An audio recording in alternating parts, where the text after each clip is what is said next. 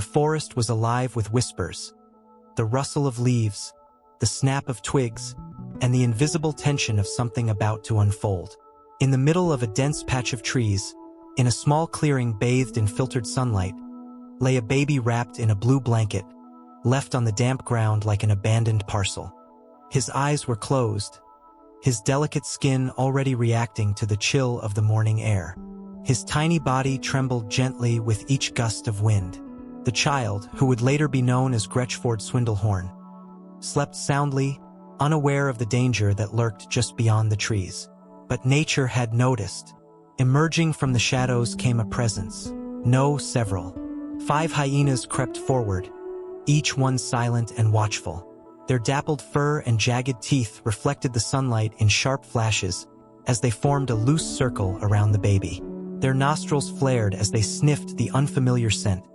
Skin, milk, and helplessness. One of them, the one with a torn ear, stepped in closer, her dark eyes locked on the still bundle on the forest floor.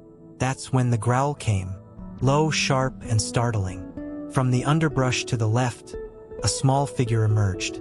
It was Biscuit, a young German shepherd pup, his legs still clumsy but his stance unmistakably firm. His dark fur contrasted against the pale forest light, and his eyes burned with determination far beyond his size. He didn't bark loudly. His voice wasn't yet strong, but the growl carried a weight that stopped the predators in their tracks. The scene was surreal. A lone pup standing guard between a newborn baby and a pack of seasoned hunters. The hyenas paused. One began circling to the side, testing the pup's limits. Biscuit turned with it, keeping pace, inching closer to the baby with each move. His body trembled, not just with fear, but with something deeper. Instinct. As if he knew that this child wasn't just another creature. There was something sacred about him, something connected. It wasn't just protection, it was belonging. The alpha hyena let out a low growl of her own but didn't advance. She looked at Biscuit, almost puzzled. She had faced many animals in her life. None had ever done this. This wasn't defiance. This was something else. Sacrifice. Biscuit's eyes didn't blink. They burned with meaning. And then, impossibly, the unthinkable happened. The leader took a step back. The others followed, hesitantly. Biscuit moved closer to the baby and gently touched his nose to the child's forehead. The forest, without a word, bore witness to the beginning of something much greater. The morning mist still clung to the trees when the old truck rumbled down Hollow Pine Trail. Behind the wheel sat Marluthianne Buckjaw, a woman with sharp eyes and silver hair tied back in a braid that reached the middle of her spine. She wasn't one to leave her cabin early, but something had pulled her out that day, a gut feeling she couldn't shake. As she passed the narrow bend near the eastern grove, a low whimper pierced the engine noise. She hit the brakes. Stepping out cautiously, Marluthianne scanned the woods. That's when she saw it. A small clearing just off the path. She moved slowly through the underbrush, her boots sinking into the damp earth. And there, in the center of the clearing, she found the impossible. A baby, no older than a few weeks, resting quietly beneath a young pup's protective stance. The dog, Biscuit, looked up at her without growling, but his eyes warned her not to get too close too fast. Marluthianne knelt, her heart racing. "Where did you come from, little one?" she whispered. Her hands trembled as she reached toward the child. Biscuit stepped aside reluctantly, as if sensing she meant no harm. She pulled back the blanket and gasped softly. The baby's skin was pale but warm. His tiny hands clenched and relaxed with each breath. She looked around, no bags, no car seats, no sign of anyone nearby. Just the baby, the dog, and paw prints circling the area. Hyena tracks. By noon, Marluthianne had wrapped the baby in a wool blanket from her truck and set him gently in the passenger seat. Biscuit jumped in right beside him and refused to move. Back at her cabin, she brewed strong tea with trembling hands while the baby slept in a basket lined with towels. She'd seen a lot in her life. Forest fires, hunting accidents, even wild animal attacks. But never something like this. Never something that felt like fate. She called the sheriff's office, but all they could do was notify social services. That's when the name came in: Jexabelle Dirtgroan, head of the county's child welfare division. Cold, precise, and always suspicious. Marluthianne had dealt with her before, and the idea of handing this child over to her left a bitter taste in her mouth. There was something special about this boy. She felt it in her bones. As the sun began to set behind the trees, Biscuit never left the baby's side. And Marluthianne, sitting by the fire, couldn't help but feel something dark shifting in the distance. Whoever left that baby in the woods hadn't gone far, and something told her they were going to come back. The next morning brought a steady drizzle that turned the dirt roads of Hollow Pine into thick brown slush. Marluthianne stood on her porch, arms crossed, watching as a dark government SUV crawled up her gravel driveway. Out stepped Jexabelle Dirtgroan, clipboard in hand, mouth tight as a locked box. She wore a pale yellow raincoat, but her presence sucked the warmth from the air like a passing storm. Marluthianne's stomach turned as the woman marched toward the front door without waiting for an invitation. "Where is the infant?" Jexabelle asked flatly, not bothering with pleasantries. Marluthianne didn't answer at first. She simply turned and led her inside, where Biscuit lay curled beside the basket. Gretchford was asleep, his tiny chest rising and falling rhythmically beneath the soft towel blankets. Jexabelle moved like a machine, taking notes, snapping photos, glancing at Biscuit with distaste. No ID, no birth certificate, no sign of any adult nearby, she muttered. "He was protected by that dog," Marluthianne said, her voice low but firm. "Surrounded by hyenas, and yet not a scratch on him." Jexabelle raised an eyebrow, as if the idea offended her logic. "That's not possible," she replied coldly. "Then you explain it," Marluthianne snapped. Jexabelle didn't. She simply turned her attention to the child again, tapping her pen against the clipboard in short, irritated clicks. Later that afternoon, as Jexabelle made phone calls from her SUV, Marluthianne sat quietly at the kitchen table, replaying the scene over and over in her mind. It wasn't just that the baby had survived. It was the way Biscuit had reacted, as if he knew him, as if he'd been waiting for him. She glanced down and noticed something strange. A faint birthmark on the baby's shoulder, shaped like a crescent moon. Her breath caught. That symbol. It was familiar. She had seen it once before, years ago, on someone she'd hoped never to see again. Just as the realization settled in, a knock came at the door. Not Jexabelle, someone else. Marluthianne opened it to find a stranger standing on her porch. A tall woman with dark red curls tucked beneath a soaked hat. Her boots were caked in mud, and her eyes were glassy from exhaustion or something darker. "I heard there was a child found near the woods," she said softly. Her voice trembled. "Have you seen him?" Marluthianne studied her face carefully. There was something off.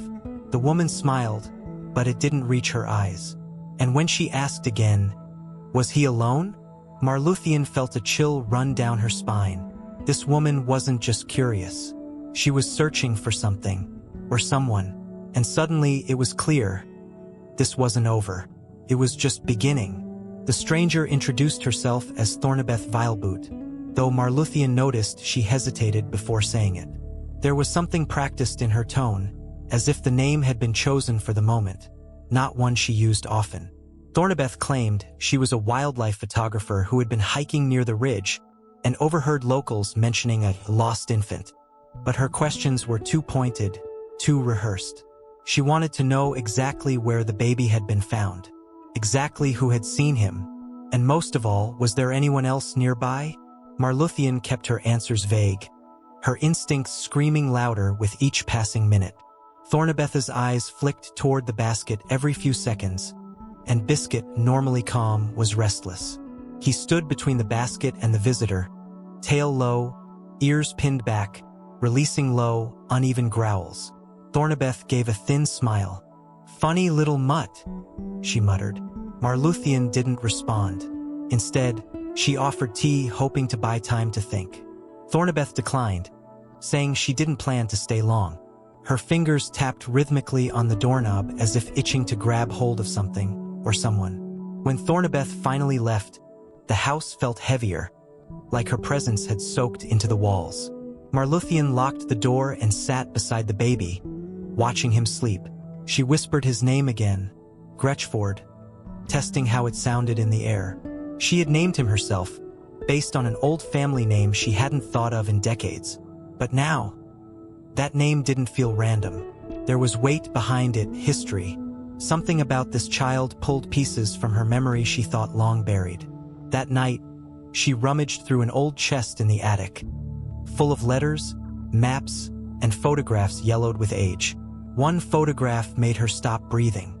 It was of a woman, young and wild-eyed, standing in front of a burned cabin. The back was labeled in faded ink, T. Vileboot, 1997. Marluthianne stared at it for long minutes. It was the same face. Thornabeth had been here before, nearly 30 years ago, and wherever she went, something bad followed. Meanwhile, at the county office, Jexabelle Dirtgroan reviewed Marluthianne's report and frowned. She didn't believe in instincts or miracles, but this case itched at her. The name Swindlehorn rang a bell, and the symbol Marluthianne had described, the crescent-shaped birthmark, matched a file she had once flagged as sealed by court order. She poured herself a cold cup of coffee and started digging. Back at the cabin, Marluthianne lay awake, one hand resting on the basket where Gretchford slept. Biscuit hadn't moved in hours. He stared at the front door, his ears twitching at every sound outside, because in the distance, something was moving through the trees again. And this time, it wasn't hyenas. Rain fell hard that night, but it did nothing to muffle the sound of movement outside. Marluthianne sat in her rocking chair, the shotgun she hadn't touched in over a decade resting across her lap. Biscuit stood like a statue near the window, his body tense, hackles raised. It was nearly midnight when the noise came again. A low scraping along the side of the cabin, slow and deliberate. Marluthianne moved silently toward the door, heart pounding against her ribs. She knew someone was out there, watching, waiting. Suddenly, a loud crack echoed from the back of the house. She spun around. Smoke, thin, gray, curling under the hallway door like fingers. Her pantry, the oldest part of the cabin, was on fire. She rushed to Gretchford's basket, scooping him into her arms just as Biscuit began barking with fury. Flames licked the doorframe behind her. She barely made it out the front door when she saw the figure at the edge of the woods. Tall, still, soaked in rain, but face dry, like the water avoided her on purpose. It was Thornabeth Vileboot. She didn't speak. She didn't run. She just stood there and watched the cabin burn. Marluthianne wanted to scream at her, to demand answers, but instinct told her not to speak, not to acknowledge her. Biscuit growled beside her, and for a brief second, Thornabeth's eyes shifted. Not to Marluthianne, but to the dog. And something in her face changed. Fear, recognition, guilt.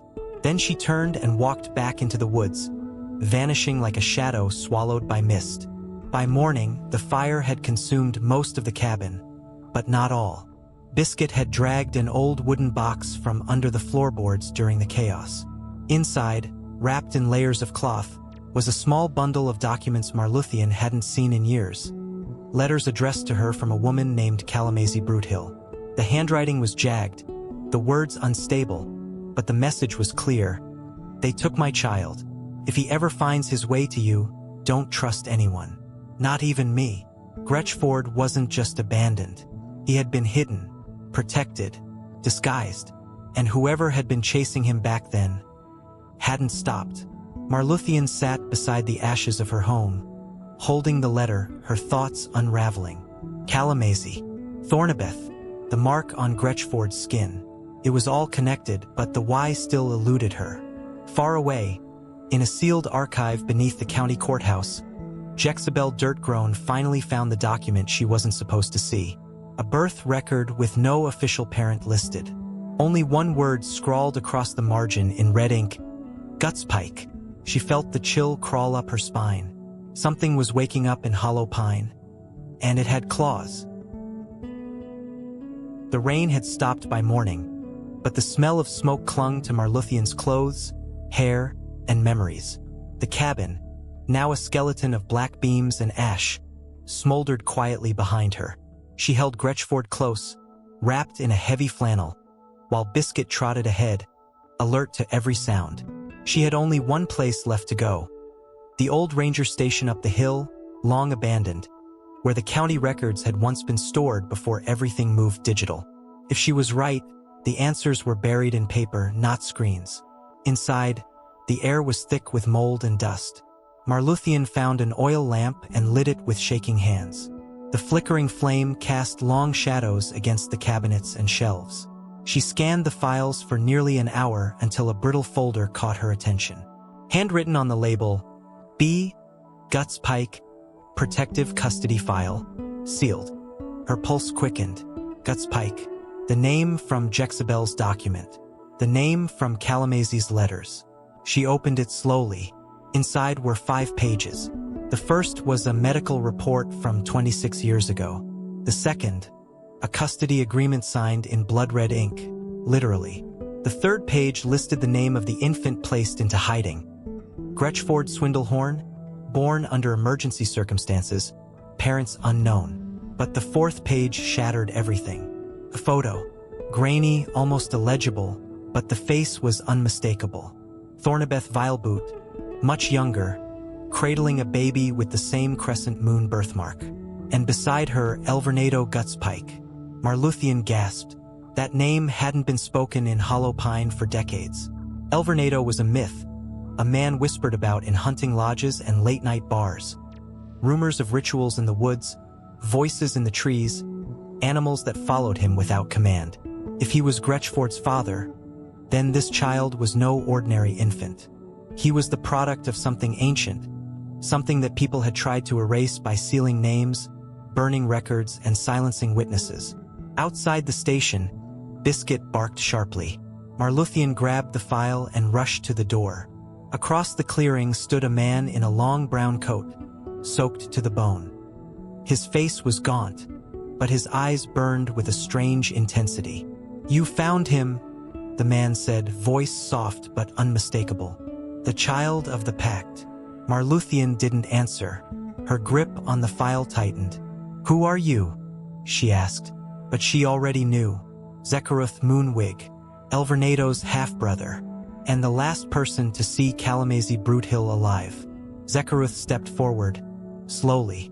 "They'll all come for him now," he said, "because he's the only one left. The last Swindlehorn who carries the mark. And when the moon is full..."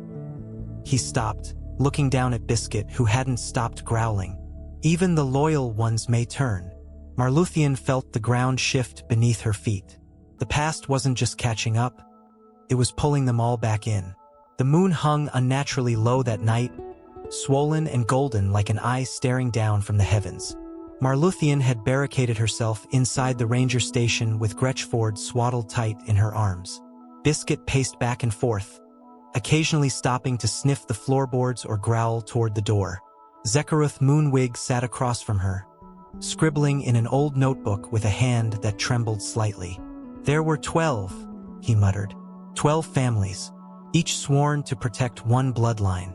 But only one child was born with the mark." Marluthianne narrowed her eyes. "You're talking about some old superstition." Zekaruth looked up. "You think Calamazy died for a myth?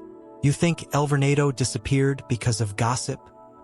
He held up the sealed file she'd found, now unfolded on the table between them. This child, Gretchford Swindlehorn, was hidden not just from danger, but from prophecy. There's something in him that others fear, and some want to use. Outside, the forest pulsed with a strange energy. Animals moved strangely, too silent, too synchronized. Marluthianne glanced out the window and saw deer standing in rows at the tree line, perfectly still. A fox sat near them, unblinking. Even the wind had stopped moving. Biscuit began whining, pawing at the back wall of the station. He wasn't afraid. He was trying to warn her. Something was approaching, or awakening. Zekaruth stood slowly. "There's one place left. The grove near the cliffs, Broothill Hollow. That's where Kalamazoo last took the child before she vanished. That's where the circle was broken. Marluthianne hesitated. Going back there meant facing everything she had buried for decades. Secrets, mistakes, and the truth about her own role in the pact. "You were there that night, weren't you?" Jexabelle asked, his voice low. "You saw what Thornabeth did." Marluthianne didn't answer. She stared into the fire, remembering the screams in the woods, the strange chanting, the blue flames that had risen from the ground. She had run. She had saved herself. And now the child left behind on that night had returned. "I thought it ended," she whispered. "I thought it burned away with the cabin." Jexabelle shook his head. The fire didn't destroy it. It woke it up. At that moment, Biscuit barked. A sharp, urgent sound, and the back door creaked open on its own. Cold air swept through the room. From outside, a faint voice called, "Gretchford." It wasn't a whisper. It was a song. Thornabeth Vileboot was back. And this time, she wasn't alone. The melody floated through the air like smoke. Thin, slow, almost childlike. "Gretchford, come back to me." The voice echoed through the trees, too smooth to be natural. Jexabelle stood still, face pale. "That's not Thornabeth," he whispered. "That's something using her voice." Marluthianne clutched Gretchford tighter. The child had stopped blinking. His wide eyes stared at the back door, as if recognizing the call. Biscuit stood firm between them and the open doorway, teeth bared, low growl rumbling deep in his chest. The trees around the station began to bend unnaturally inward, their branches curling toward the roof as if drawn by some invisible force. Marluthianne turned to Jexabelle. "We need to move now," but he didn't answer. His hands trembled as he opened his notebook again and ripped out a page. A sketch of the Brute Hill sigil, the ancient symbol burned into the grove floor decades ago. "She's trying to finish what she started," he said. "To bind the child to the forest, permanently." They slipped out the back, Marluthianne carrying Gretchford and Biscuit leading the way through the fog-soaked trees. The night pulsed with strange energy. Colors flickered at the edges of her vision, and the sounds of the forest twisted in unnatural ways. Somewhere ahead, the cliffs of Brute Hill Hollow waited. It had always been a cursed place, and now it was calling them home. At the edge of the hollow, the ground opened wide into a circle of moss-covered stone. The center of the grove was blackened, scorched from the fire that had once tried to consume it all, but it still lived. Thornabeth stood in the middle, her long coat fluttering like wings. Her eyes were glowing with something ancient and cruel. "You should have let him burn," she said softly, staring at Marluthianne. "Now he'll undo everything." Gretchford stirred in her arms. His small hand reached outward, and for the first time, the crescent moon birthmark on his shoulder began to glow, faint at first, then stronger. Thornabeth's smile vanished. "No," she hissed. "He's not ready." But it was too late. The ground trembled beneath their feet. Trees groaned. The wind howled through the hollow with a sound that wasn't wind. It was voices. Old ones. Angry ones. Suddenly, Gretchford let out a sharp cry. Not of fear, but of power. A blast of force knocked Thornabeth backward, slamming her against a tree with a sound like splintering bone. Biscuit leapt forward, placing himself between the child and the circle. Jexabelle stared in awe. "He's waking up," he whispered. "The blood, the pact, it's all still in him." And Marluthianne, her heart breaking, finally understood. She hadn't just found a baby in the woods. She had rescued the storm. The grove had fallen into silence. Thornabeth lay motionless beneath the twisted roots of a dead elm, her coat torn, her face pale and still. Marluthianne stood at the edge of the scorched circle, holding Gretchford close, his tiny body radiating warmth that was no longer natural. His crescent-shaped birthmark shimmered like a brand beneath his skin. The light it gave off pulsed in rhythm with the wind, with the trees, with something ancient that had just been disturbed. Jexabelle Moonwig knelt beside her, his eyes wide with awe and fear. "He didn't just survive the pact," he said softly. He is the pact now. Biscuit circled the grove, restless and alert, every sense tuned to threats they could no longer see. Marluthian stared down at Gretchford, who now looked back at her, not with the innocence of a newborn, but with an awareness far older than his body. "You were hidden for a reason," she whispered. "But the hiding's over, isn't it?" Gretchford blinked slowly, and a single tear rolled down his cheek.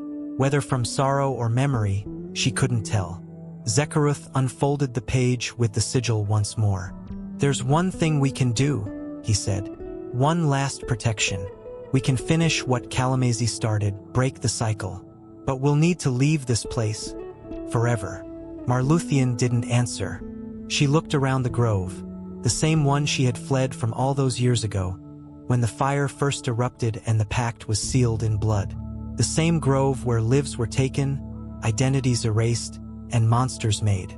"I can't run again," she said finally. "I did that once.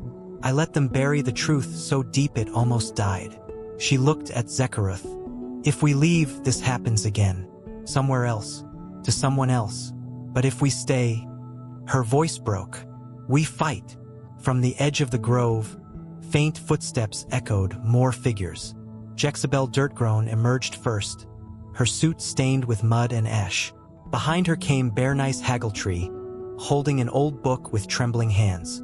Even Tobathy Clanksnout and Jexabelle's assistant, Kalamazee Bruthill's niece, appeared from the trees. The last of the old bloodlines had come, called by instinct, by guilt, by fate.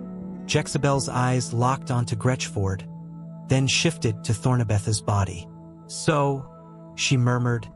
The boy woke the hollow. The group gathered in a loose circle, the old symbol still glowing faintly in the dirt. Marluthian looked around at the faces, all haunted, all changed. "We end this tonight," she said, and Gretchford, as if understanding, reached one tiny hand toward the center of the sigil. His touch was soft, but the earth trembled beneath them again, this time not in warning, but in release. The moment Gretchford's tiny fingers touched the sigil, a wave of warm light burst from the center of the grove. It wasn't fire. It wasn't magic. It was memory. Pure, collective memory, released from the soil, the bark, the bloodlines that had tried to contain it for generations. Every tree around them seemed to exhale. The curse didn't scream as it died. It sighed, quiet, grateful, free. Marluthian felt the weight lift from her chest, as if the land itself had been holding its breath since the night of the pact. Zekaruth fell to his knees, his face streaked with tears. "It's done," he whispered. "The circle is broken." One by one, the others lowered their heads. Bernice dropped the old book into the center of the sigil, where it crumbled to dust instantly. Jexabelle turned away, her cold posture softened. For the first time in her life, she was speechless. Marluthian clutched Gretchford tightly, not out of fear but reverence. The mark on his shoulder faded, the glow dimming until only skin remained. Thornabeth's body was gone, not taken, not buried, simply gone, as if the earth had reclaimed what belonged to it. Biscuit sat quietly beside Gretchford, eyes bright, tail wagging slowly. The dog had never looked more proud, more alive. Marluthian knelt and rested her hand on his back. "You knew all along," she said. "You never left his side." Biscuit licked Gretchford's hand gently, and the child giggled. A real, innocent sound, untouched by the weight of bloodlines or secrets. In the days that followed, Hollow Pine began to change. The air smelled cleaner. The animals returned to their natural rhythms. The forest no longer watched with suspicion, it simply existed. Marluthian stayed, rebuilding her cabin with help from the very people who had once abandoned the truth. Jexabelle handed her the official guardianship papers quietly, without bureaucracy or resistance. "He belongs with you," she said, signing her name without hesitation. Gretchford grew quickly. He laughed often. He chased Biscuit through the fields and watched the sunrise with curiosity in his eyes. He never spoke of the Hollow, not because he forgot, but because he didn't need to. The pact had ended with him. But his presence reminded the town that some truths must be faced, And some children carry more than just their names. They carry legacies. And as the wind rustled gently through the trees of hollow pine, Marluthianne rocked slowly on her porch, Gretchford asleep in her arms, Biscuit at her feet. She looked out into the woods and whispered, "We kept him safe," and somewhere deep in the forest, the silence finally meant peace.